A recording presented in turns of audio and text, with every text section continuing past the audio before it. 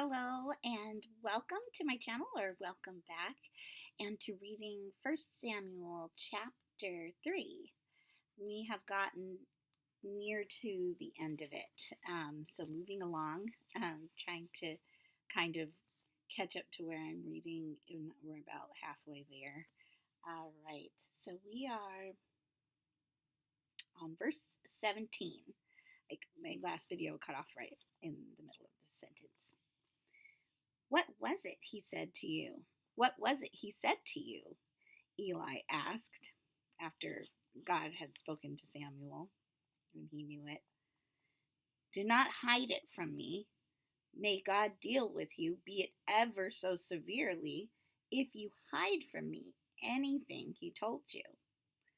So Samuel told him everything, hiding nothing from him, which was pretty much a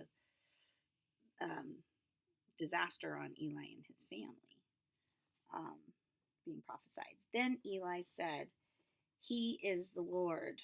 Let him do what is good in his eyes. Wow.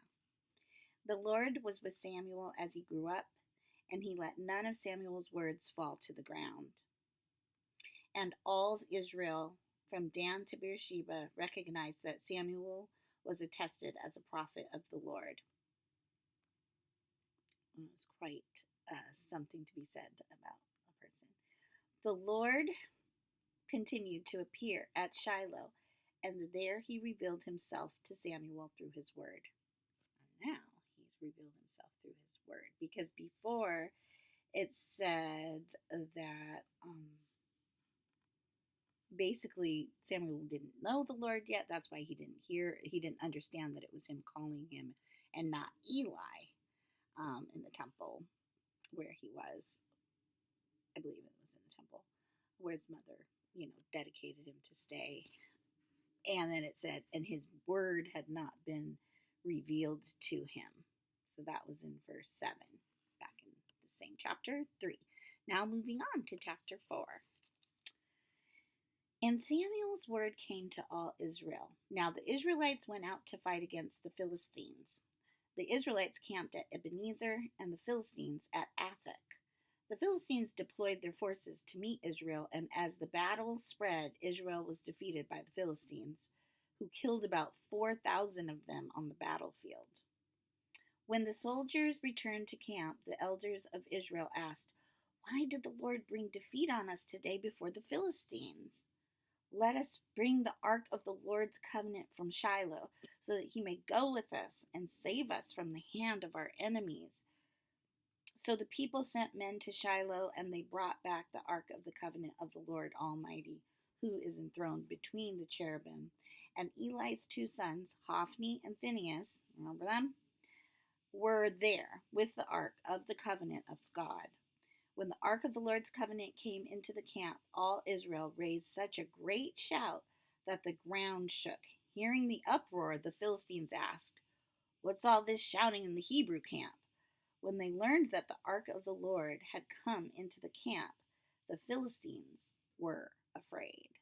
He's got quite a history, obviously, the Lord of the God of Israel, as they call him.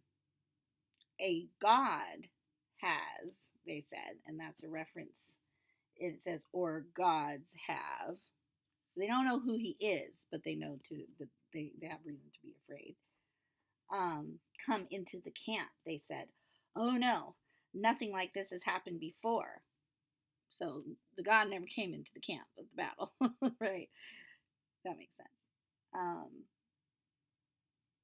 We're doomed. Who will deliver us from the hand of these mighty gods? They are the gods who struck the Egyptians, and there's a history, with all kinds of plagues in the wilderness. Be strong, Philistines. Be men, or you will be subject to the Hebrews as they have been to you. Be men and fight. So the Philistines fought, and the Israelites were defeated, and every man fled to his tent. And I believe this was part of what was prophesied. We can go back to the last video. I need to recall that. The slaughter was very great. Israel lost 30,000 foot soldiers. The ark of God was captured, and Eli's